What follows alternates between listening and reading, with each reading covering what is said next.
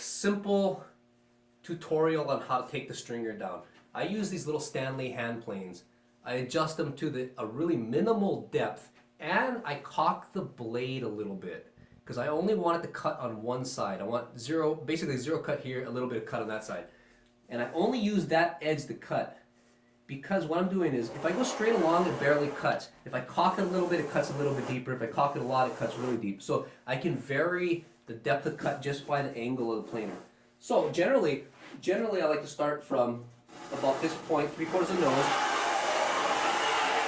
go off to the tail,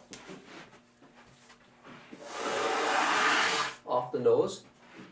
Obviously when you go off the nose you can break it off, so you have to be really careful. When I do the deck, it won't cut if I went straight, obviously, so I have to cock it at a 45. I use only that outer edge to cut, and as I come down to the flat, I straighten it off a little bit, because I don't want to gouge the foam. So I can't do this too much, because if I take it down too much, it's going to ruffle the foam, which is a nightmare to fix. So I do it once.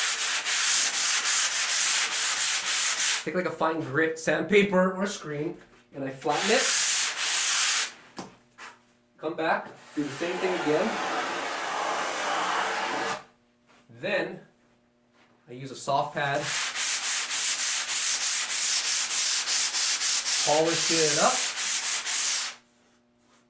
The stringer doesn't rise up because I'm not sanding too much, I'm just polishing it. You never want the stringer to be high because it's going to crack when they do the finish sanding and the person surfs and all that. So you have to get it flat. And you don't want it to be ruffled because that looks ugly and it's harder for the glasser. Simple.